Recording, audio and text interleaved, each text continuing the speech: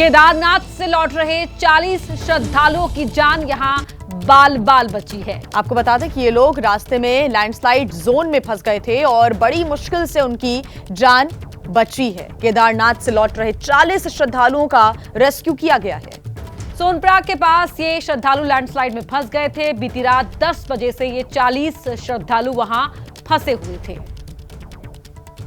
दीपक रावत हमारे सहयोगी phone line पर हमारे साथ जुड़ रहे हैं। दीपक, अच्छी खबर यह है कि श्रद्धालुओं को रेस्क्यू कर लिया गया है। जी बिल्कुल, ये वो श्रद्धालु थे जो केदारनाथ धाम में दर्शन करने के लिए गए थे और करीबन देर शाम के वक्त वापस लौट रहे थे। लेकिन उत्तराखंड के अलग अलग इलाकों में लगातार बारिश हो रही है। केदार घाटी में भी देर शाम से लगातार बारिश हो रही थी, जिसके बाद जो मुनखटिया जगह है जहाँ पर लगातार लैंडस्लाइड हो रहा है, इस साल शुरुआत से ही इस जगह पर लैंडस्लाइड होता रहा है।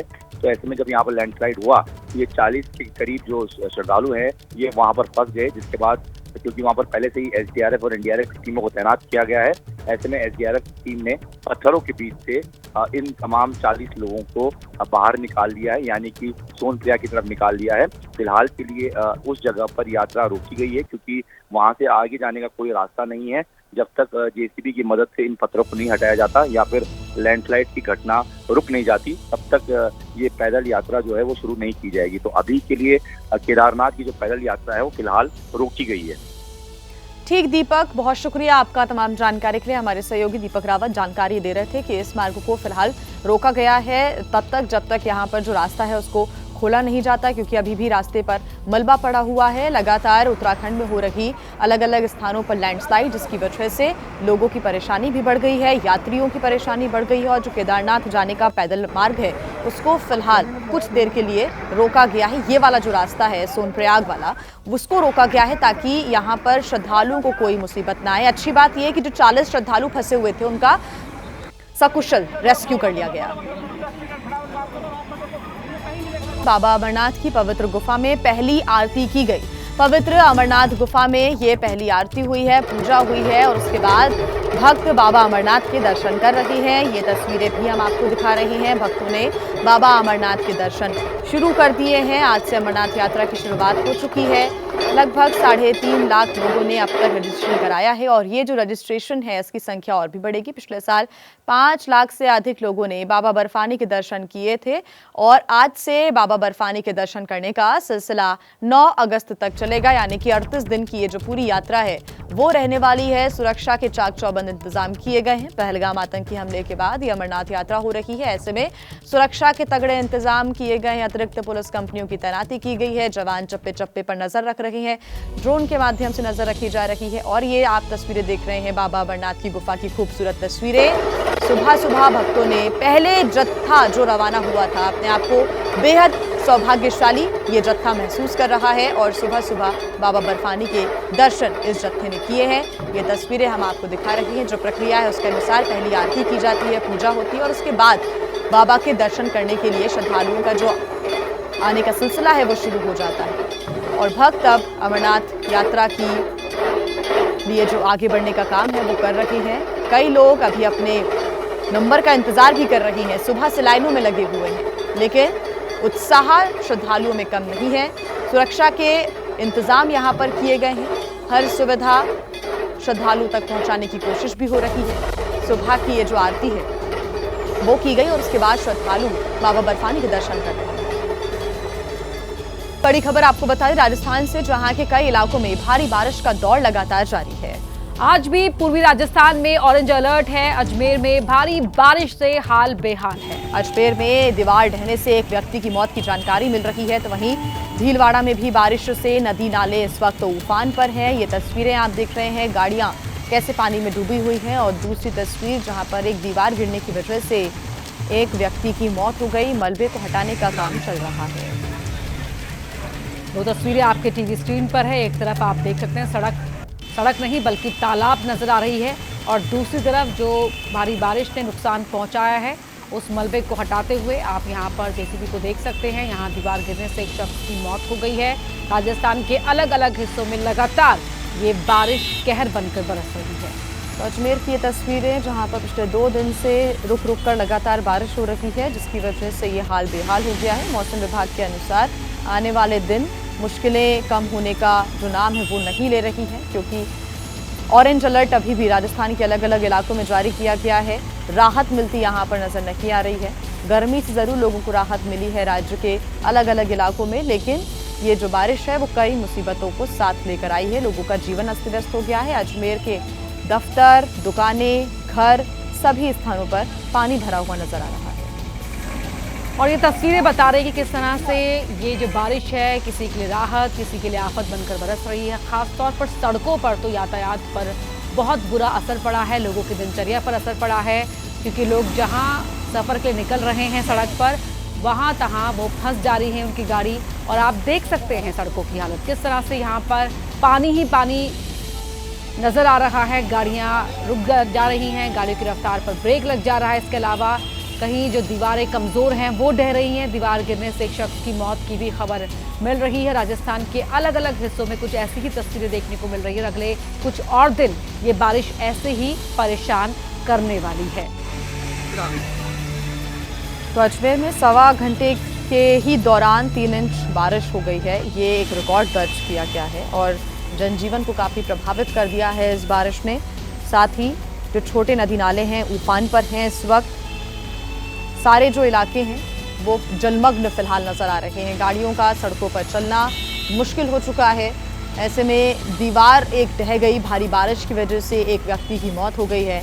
मॉनसून ने कई इलाकों में समय से पहले ही दस्तक दे दी और उसके बाद ये स्थितियां देखने को मिल रही हैं। और अब क्योंकि जुलाई का जो महीना है वो शुरू हो गया है, और भी ज़्यादा ये बारिश परेशान कर सकती है। ऐसे में लोगों से एहतियात बरतने की अपील की जा रही है। घर के अंदर रहने की अपील हो रही है, बहुत ज़रूरी है तभी सड़कों पर जाने की अपील, क्योंकि इस प्रकार के जो हादसे हैं वो लगातार सामने आ रहे हैं। तो पहाड़ से लेकर मैदान तक इस वक्त भारी बारिश का दौर जारी है और उससे मुसीबतें भी बढ़ रही हैं। और आइए अब बात करते हैं हिमाचल प्रदेश की, जहां पर इन दिनों कुदरत ने भीषण तबाही मचाई हुई है। हर तरफ विनाश का मंजर नजर आ रहा है। बाढ़, बारिश के अलावा लगातार भूस्खलन भी हो रहा है। आपको बता दें कि यहाँ पर बादल फटने की भी घटनाएं सामने आ रही है, जिससे जनजीवन पूरी तरह से अस्त व्यस्त हो गया है। हिमाचल प्रदेश में कुदरत ने जमकर कहर बरपाया है और यहाँ तबाही के निशान हर जगह देखने को मिल रहे हैं। 20 जून से हिमाचल प्रदेश में लगातार बारिश जारी है। कुदरती आपदा से सबसे ज्यादा मंडी जिला प्रभावित है। हिमाचल में प्राकृतिक आपदा से 62 लोगों की मौत हो चुकी है, जबकि 103 लोग घायल हैं। 56 लोग अब भी लापता हैं। 223 मकान क्षतिग्रस्त हैं। अकेले मंडी में 168 मकान ढह गए। 80 से ज्यादा मवेशी मारे गए। बारिश, भूस्खलन से हिमाचल प्रदेश की 245 सड़कें बंद हैं। सिर्फ मंडी में ही 151 सड़कें बंद हो चुकी हैं। कुल्लू में 37, शिमला में 27 सड़कें ठप हो गई हैं। 283 करोड़ रुपए से ज्यादा का नुकसान हो चुका है। जल शक्ति विभाग को 163 करोड़ रुपए का नुकसान हुआ है। पीडब्ल्यूडी विभाग को 117 करोड़ रुपए का नुकसान पहुंचा है। पूरे राज्य में 918 ट्रांसफार्मर ठप पड़ गए। 683 पेयजल योजनाएं भी प्रभावित हुई। 8 जुलाई तक खराब मौसम का अलर्ट जारी किया गया। बताने की जरूरत नहीं है कि तबाही कितनी भयानक है। हिमाचल के मंडी जिले के थुनाग इलाके में बादल फटने से बेहद तबाही मची हुई है। यहाँ पर अब तक 3 लोगों के शव मिल चुके हैं। 18 लोग अभी भी लापता हैं। कई घर, दुकानें जमींदोज हो चुकी हैं। थुनाग में सोमवार रात को बादल फटा था। उस रात जब प्रकृति का तांडव चल रहा था, तब थुनाग इलाके में त्राहिमाम मचा था। रात के वक्त बाहर सड़क पर गाड़ी खड़ी कर अंदर सो रहे लोग एक सुरक्षित जगह से सिर्फ अपनी गाड़ियों को देख ही सकते थे। उनके हाथ में कुछ नहीं था। यहाँ पानी ने अपने निश्चित रास्ते को छोड़ा, रिहायशी इलाकों से बहना शुरू कर दिया।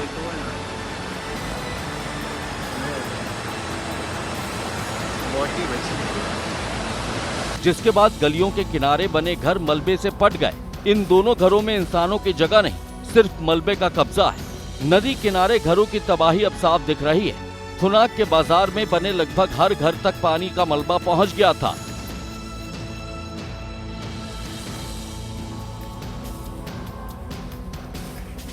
जो घर मजबूत थे वो बच गए, जो नहीं थे वो कुदरत के आगे धाराशायी हो गए। थुनाग में तबाही कोई पहली बार नहीं हुई है, बल्कि 1 साल पहले भी थुनाग के यही इलाके में ऐसे हाल थे, जहां की तस्वीरों ने देश को डराया था। इस बार भी वैसा ही हाल नजर आ रहा है। थुनाग में कुदरत ने अपनी तबाही को दोहराया है और ये तबाही मंडी से थुनाग जाने के रास्ते में भी नजर आई है। रास्ते में हमारी टीम जब पैदल चलते चलते बादल फटने वाली जगह जा रही थी, तब उन्हें मलबे में दबी मुसीबत दिखी। हिमाचल प्रदेश परिवहन निगम की बस जो है वो इस गाद में फंसी हुई है। ये आप देख सकते हैं मंजर। अब यहाँ से सारी गाद हटाई जाएगी, तब इस बस को जो है निकाला जाएगा। पहाड़ से निकलकर मलबा नीचे आया तो नीचे खड़ी गाड़ियां खाई में चली गई। एक किसान का ट्रैक्टर कुदरत के प्रकोप की वजह से बर्बाद हो गया। देख सकते हैं बड़े बड़े खड्डे जो है यहाँ पे बने हुए हैं। नीचे जो है एक ट्रैक्टर है जो इस पानी के बहाव के साथ नीचे बह गया है। पहाड़ों के बीच हर 1 किलोमीटर में तबाही के ऐसे ही निशान देखने को मिल रहे हैं। बताने की जरूरत नहीं है कि थुनाग इलाके में कुदरत ने ऐसा कहर बरपाया है जिसे देखने के बाद लोगों की सांसें अटक गई हैं।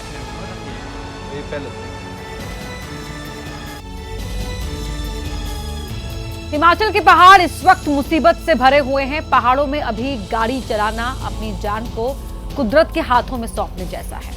कब कौन सा पत्थर आपकी गाड़ी पर गिर जाए आप नहीं जानते। थुनाग में बादल फटने वाली जगह जाने के दौरान हमारी टीम को भी एक ऐसी ही गाड़ी दिखी जो भूस्खलन की वजह से नीचे गिर गई थी। देखिए रिपोर्ट। इस गाड़ी में बैठे लोग भूस्खलन के लिए तैयार नहीं थे। उन्हें नहीं पता था कि एक रात पहले तक जिस 4 व्हीलर ने उन्हें पहाड़ों तक पहुंचाया, पहाड़ इसी गाड़ी को बर्बाद कर देंगे। यहाँ आपको मंजर दिखाएंगे कि क्या तबाही हुई है यहाँ पे भारी बारिश से। यहाँ आप देख सकते हैं ये कार है, बिल्कुल ये सड़क से नीचे गिर गई है ये कार जो है। और ये घर हैं, इन घरों में पूरी तरह से जो है गाद भरी पड़ी है। पहाड़ में रहने वाले लोग भी अभी कुछ महीनों तक कुदरत से परेशान रहने वाले हैं। ये घर है और ये घर पूरी तरह से मिट्टी से भर गया है। हम अंदाज़ा इस विभीषिका का लगा सकते हैं कि किस तरीके का ये मंजर जो है लोगों ने फेस किया होगा सोमवार की रात को। हिमाचल के मंडी का ये इलाका भूस्खलन और अपने खतरनाक रास्तों के लिए जाना जाता है, जहां पर बादल फटने के बाद भीषण तबाही मची और ये तस्वीरें अब इसकी साफ साफ गवाही दे रही हैं। हिमाचल के मंडी जिले में थोड़ी थोड़ी दूरी पर तबाही की वो तस्वीरें दिखी जो इस सीजन में अब तक नहीं देखी गई थी। रास्ते में ट्रक पलटा हुआ था, कार पलटी हुई थी, गांव के अंदर मलबा आ गया था। एबीपी न्यूज की टीम आगे बढ़ती जा रही थी और तबाही की तस्वीरें एक एक कर हमारे सामने थी। इनमें सबसे ज्यादा भयंकर तस्वीर थी इस ट्रक की। भूस्खलन इतना ज्यादा खतरनाक था कि उसने एक पूरा का पूरा ट्रक ही पलट दिया। ये एक गाड़ी है जो गुड्स कैरियर है, सामान ढोती है, पर उल्टी है क्योंकि फ्लड जब आया तो ये गाड़ी जो है उसकी जद में आ गई। गाड़ी के साथ साथ पहाड़ पर बसा गांव भी कुदरत के आगे बेबस था। पानी जो है नीचे आया है, कुछ एक जो सोलर पैनल्स हैं सोलर लाइट के वो भी नजर आ रहे हैं। ऊपर से नाला जो है तमाम तबाही मचाता हुआ नीचे आया है। जिन लोगों की आंखों के सामने वो रात का डरावना मंजर था, उन्होंने कैमरे पर अपनी आप बीती सुनाई। मौत का तांडव, नीचे से पानी आ रहा था, ऊपर से फ्लड आया और नीचे से इधर से वो बादल फट गया, नीचे से आ रहा, ऊपर से आ रहे बंदे बीच में फंस गए। तबाही के निशान अब धीरे धीरे हटाए जा रहे हैं। रास्ते को खाली करने के लिए बड़े बड़े पत्थरों को नीचे गिराया जा रहा है। और इस बीच एक बड़ी खबर आपको बता दें, हिमाचल के साथ साथ उत्तराखंड के पहाड़ों में भी लोगों की जान अटकी पड़ी है। यहां भी लगातार लैंडस्लाइड हो रहा है। एक बड़ी खबर आ रही है उत्तराखंड से। खबर यह है कि केदारनाथ से लौट रहे 40 श्रद्धालुओं को एक ऐसे ही लैंडस्लाइड के बाद रेस्क्यू किया गया। आपको बता दें कि ये लोग रास्ते में लैंडस्लाइड जोन में फंस गए थे और बड़ी मुश्किल से उनकी जान बच पाई है। केदारनाथ से लौट रहे 40 श्रद्धालुओं का रेस्क्यू किया गया है। सोनप्रयाग के पास लैंडस्लाइड में ये 40 श्रद्धालु फंस गए थे। बीती रात 10 बजे से ये श्रद्धालु वहां फंसे हुए थे। एसडीआरएफ के जवान मौके पर पहुंचे। श्रद्धालुओं को सकुशल बाहर निकाल लिया गया है, उन्हें रेस्क्यू कर लिया गया है, लेकिन रास्ता भी फिलहाल केदारनाथ के यात्रियों के लिए बंद रखा गया है।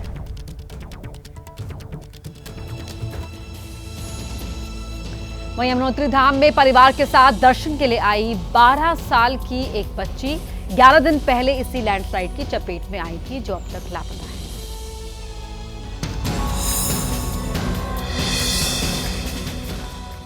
दिल्ली से आए इस परिवार की बेटी यमुनोत्री धाम में परिवार के साथ दर्शन के लिए आई थी। तभी पहाड़ पर लैंडस्लाइड हुआ और बच्ची उसकी चपेट में आ गई।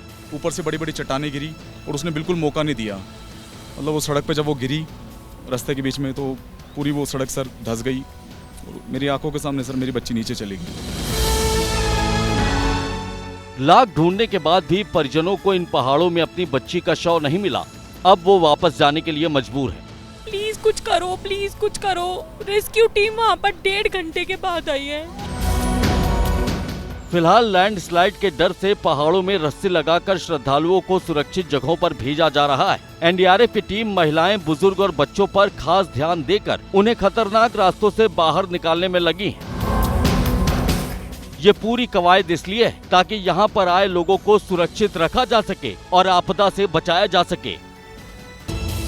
और आइए अब आगे बढ़ते हुए बुलेटिन में बात प्रधानमंत्री नरेंद्र मोदी की, जिन्होंने एक बार फिर विदेश में भारत की बढ़ती ताकत का एहसास कराया है। पीएम मोदी 5 देशों की यात्रा के पहले पड़ाव में घाना पहुंच रहे हैं, जहां पीएम मोदी को वहां के सर्वोच्च नागरिक सम्मान से नवाजा गया। घाना के राष्ट्रपति ने पीएम मोदी को officer of the order of the star of घाना से सम्मानित किया और पीएम मोदी ने इसे 140 करोड़ भारतीयों को समर्पित किया। मैं राष्ट्रपति महामाजी, घाना सरकार और घाना के लोगों का हृदय से आभार प्रकट करता हूं। मैं इस सम्मान को 140 करोड़ भारतीयों की ओर से विनम्रता के साथ स्वीकार करता हूं। 2014 से अब तक 24 देश पीएम मोदी को अपने सर्वोच्च सम्मान से नवाज चुके हैं, जिनमें अब घाना का नाम भी शामिल हो गया है। दोनों देशों ने विश्व शांति और आतंक के खिलाफ जंग में सहयोग का वादा किया। अब एक मत है कि आतंकवाद मानवता का दुश्मन है।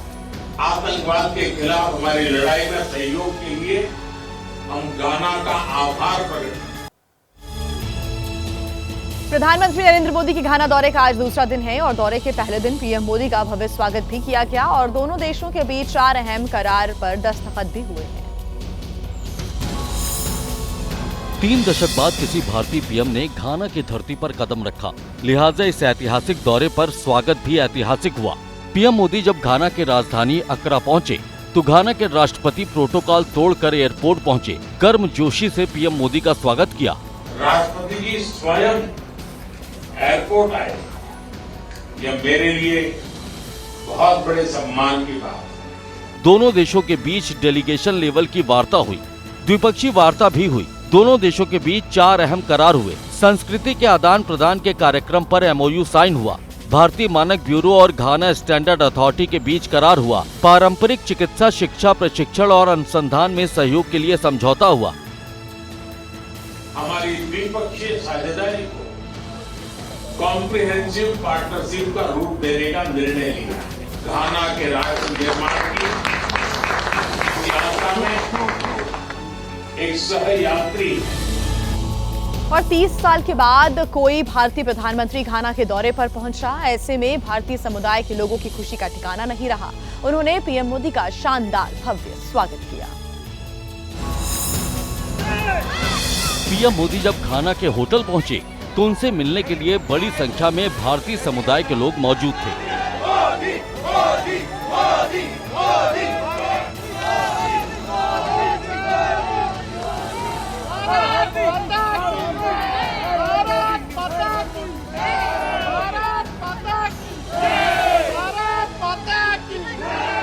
बच्चे, महिलाएं, बुजुर्ग सभी पीएम मोदी की एक झलक पाने के लिए बेकरार थे और पीएम मोदी ने भी उन्हें निराश नहीं किया, सबका अभिवादन स्वीकार किया। इस दौरान पीएम मोदी ने एक छोटे बच्चे को गोद में उठाया, उसे दुलार किया और एक दूसरे बच्चे से हाथ मिलाया।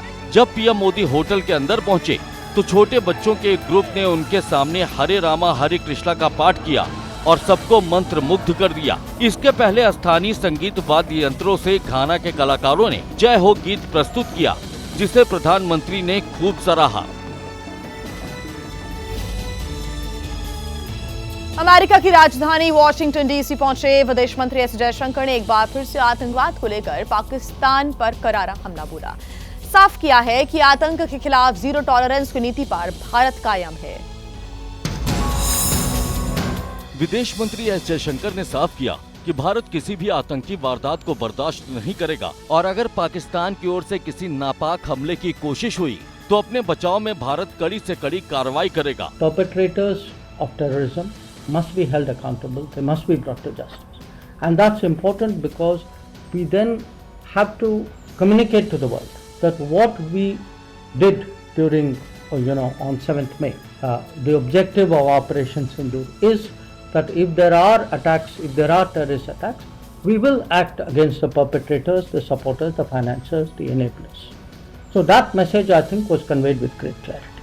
एस जयशंकर ने इस दौरान ये भी साफ किया कि भारत पाकिस्तान के बीच हुआ सीजफायर दोनों देशों के डीजीएमओ की बातचीत के बाद हुआ, न कि किसी और देश की मध्यस्थता के बाद, जिसका दावा अमेरिका के राष्ट्रपति डोनाल्ड ट्रंप कई बार कर चुके हैं। The ceasefire was something which was negotiated between the DGMOs of the two countries. और आइए अब बात करते हैं बिहार की, जहां पर इस साल विधानसभा के चुनाव होने हैं और इस बीच बिहार में वोटर लिस्ट की जांच पर सियासत तेज हो गई है। विपक्षी दलों के प्रतिनिधिमंडल चुनाव आयोग पहुंचे और करीब 3 घंटे तक यहां बैठक चली। प्रतिनिधिमंडल में 11 पार्टियों के नेता शामिल थे। कांग्रेस, आरजेडी, एसपी और लेफ्ट पार्टियों समेत कई दलों के नेताओं ने वोटर लिस्ट की जांच पर अपनी आपत्ति दर्ज कराई। 20% मतदाताओं को जानबूझकर वोटर लिस्ट से बाहर करने का आरोप लगाया। 2003 से आज 22 साल निकल गए हैं। कम से कम 4-5 चुनाव बिहार में हो चुके हैं। क्या वो सब चुनाव गलत थे? ये अचानक लगभग जून के अंत में घोषणा कैसे की? पहली बार ये निर्णय कैसे और क्यों लिया? हमने माननीय चुनाव आयोग से कह दिया, अगर आपकी मंशा एक व्यापक पैमाने पर करोड़ों लाखों लोगों को बेदखल करने की है तो ये कहानी यही नहीं रुकेगी, सैलाब सड़कों पर भी होगा। बैठक पर चुनाव आयोग की ओर से कोई आधिकारिक बयान तो सामने नहीं आया, लेकिन सूत्रों के मुताबिक चुनाव आयोग ने कहा है कि पूरी प्रक्रिया संवैधानिक दायरे में हो रही है और राजनीतिक दलों की सभी आशंकाओं का समाधान किया गया है। और इस बीच बिहार में पोस्टर पॉलिटिक्स भी जारी है, जहां पोस्टर पर सीएम नीतीश कुमार और पीएम मोदी साथ दिख रहे हैं, तो जेडीयू दफ्तर में लगे इस पोस्टर से भी सियासी पारा हाई होता हुआ नजर आ रहा है। ये दो तस्वीरें बिहार में पोस्टर पॉलिटिक्स की सबसे ताजा नजीर है। एक और बीजेपी दफ्तर में पीएम मोदी और नीतीश कुमार के पोस्टर हैं, जो बिहार के सियासी गलियारों की सुर्खियों में छाए हुए हैं, तो दूसरी ओर वो पोस्टर हैं जो इससे पहले जेडीयू के दफ्तर में लगे थे। उसके जवाब में कह लीजिए या गठबंधन धर्म निभाते हुए ये बीजेपी पटना प्रदेश कार्यालय के भीतर की तस्वीर है, जो कि आपको सामने नजर आएगा। और ये ठीक प्रधानमंत्री नरेंद्र मोदी की जो पहले तस्वीर लगी थी उसके बगल में ये एक नया पोस्टर लगाया गया है, जिस पर लिखा है सोच दमदार, काम असरदार। इधर मोदी नीतीश के पोस्टर लगे, उधर सियासत शुरू हो गई। आरजेडी ने तो इसे बीजेपी में जेडीयू का विलय करार दे दिया है। अब तो विलय ही हो गया। जेडीयू को समाप्त करने का जो स्क्रिप्ट लिखा था वो धीरे धीरे दिखने लगा है। आगे आगे देखिए होता है क्या। और आइए बिहार के बाद अब बात करते हैं दिल्ली की, जहां पर शीश महल की यादें एक बार फिर से ताजा हो गई हैं। आपको याद होगा कि बीजेपी ने केजरीवाल के सरकारी आवास में हुए रिनोवेशन को कितना बड़ा मुद्दा बनाया था और इस बात को लेकर हर मंच पर शीश महल का जिक्र होता था, लेकिन अब खुद दिल्ली की मुख्यमंत्री कई लोगों के निशाने पर आ गई है। उसकी वजह यह है कि दिल्ली की सीएम रेखा गुप्ता के सरकारी निवास पर 60 लाख रुपए खर्च करने का सरकारी प्लान बनाया गया है। टेंडर के मुताबिक जिस बंगले में सीएम रेखा गुप्ता रहेंगी उसमें 9,30,000 के 5 टीवी सेट, 7,70,000 के 14 एसी, 5,74,000 की लागत से 14 सीसीटीवी कैमरे, 2 लाख का पावर बैकअप यूपीएस सिस्टम, 1,80,000 के 23 रिमोट कंट्रोल वाले सीलिंग फैन, 91,000 के 6 गीजर लगाए जाएंगे, 77,000 की वॉशिंग मशीन खरीदी जाएगी, 6 लाख के 115 lamp, wall lighter, hanging light और 3 बड़े झूमर लगेंगे। शीश महल पर घिरने वाली आम आदमी पार्टी इसे माया महल बता रही है, तो सीएम रेखा गुप्ता कह रही हैं कि सरकारी बंगले के रेनोवेशन पर खर्च हो रहा है, उससे जनता को ही लाभ होगा। ये शीश महल है जो जनता को समर्पित कर उनकी सुविधा के लिए आज दिया गया है। इंडिया गठबंधन के सांसद हनुमान बेनीवाल के घर की बिजली काट दी गई है। जी हां, उन्होंने लंबे वक्त से बिजली का बिल जमा नहीं किया था, जिस पर हनुमान बेनीवाल का गुस्सा भड़क उठा। बकाया बिजली का बिल जमा न कराना इंडिया गठबंधन के सांसद हनुमान बेनीवाल पर भारी पड़ गया। बिजली विभाग ने उनके खिलाफ आदेश जारी किया और बिजली विभाग के कर्मचारियों ने हनुमान बेनीवाल के घर की बिजली का कनेक्शन काट दिया। हनुमान बेनीवाल के घर पर ही उनकी पार्टी का ऑफिस भी है। आरोप है कि उन्हें कई बार नोटिस जारी किया गया, लेकिन उन्होंने इसके बावजूद बिजली का बिल जमा नहीं कराया, जिसके बाद बिजली विभाग को एक्शन लेना पड़ा। हमने 5 कनेक्शन काटे, उसमें से सबसे ज्यादा बकाया प्रेम सुख बेनीवाल, सनोप श्री रामदेव बेनीवाल, इनका बकाया था। करीबन 10,75,000 का बकाया थे और इनको हमने 6 बार नोटिस भी दिया। हनुमान बेनीवाल के घर की बिजली कटने के बाद इस मसले पर सियासत भी तेज हो गई। हनुमान बेनीवाल ने इस मुद्दे को सियासी एंगल दे दिया। उन्होंने दावा किया कि सीएम भजन लाल शर्मा को खुश करने के लिए बिजली विभाग के अधिकारियों ने ये कदम उठाया है। उन्होंने कहा कि सब इंस्पेक्टर भर्ती जैसे तमाम मुद्दों पर वो सरकार को घेर रहे थे, जिससे तिलमिलाकर सरकार ने ये कदम उठाया है। बात यूपी के मेरठ की, जहां पर छेड़खानी को लेकर 2 समुदाय आमने सामने आ गए। हिंदू संगठन ने मामले को लेकर थाने का घेराव कर दिया और छेड़खानी करने वाले युवक के खिलाफ कड़ी कार्रवाई की मांग की गई। मेरठ में कोतवाली थाने पर हो रहा ये हंगामा हिंदू संगठन की ओर से किया जा रहा है, जिसका आरोप है कि विशेष समुदाय के युवक ने एक लड़की के साथ छेड़खानी की, जबकि लड़की के साथ मौजूद युवकों के साथ मारपीट भी की गई। मामले पर नाराजगी जताते हुए बीजेपी नेता कमल दत्त शर्मा की अगुवाई में बड़ी संख्या में लोग कोतवाली पहुँच गए। इस दौरान लोगों का गुस्सा भड़कता हुआ दिखाई दिया। लोगों का आरोप है कि सड़क के बीच युवकों के साथ मारपीट हुई तो लड़की के साथ छेड़खानी की गई। झगड़े की कोई सूरत थोड़ी होती है। वो आए और उन्होंने इस तरह से बदतमीजी शुरू कर दी और जिस निरंकुश लोग थे वो जिन्होंने ये करा है, तो पुलिस की नॉलेज में आ गया, पुलिस ने ट्रेस भी कर ली है। इनका आरोप है कि विशेष समुदाय के कुछ लोगों की वजह से लड़के लड़कियों का सड़क पर निकलना दूभर हो गया है। वहीं अब पुलिस भी मामले में एक्शन लेने की बात कह रही है। कोतवाली क्षेत्र में विवाद हुआ था 2 पक्षों में, उसकी सूचना लोगों ने दी है। अब चिन्हित करके कार्रवाई की जाएगी जो संबंधित लोगों को। पुलिस के कार्रवाई का भरोसा देने के बाद लोगों का गुस्सा शांत हुआ और वो वापस लौट गए।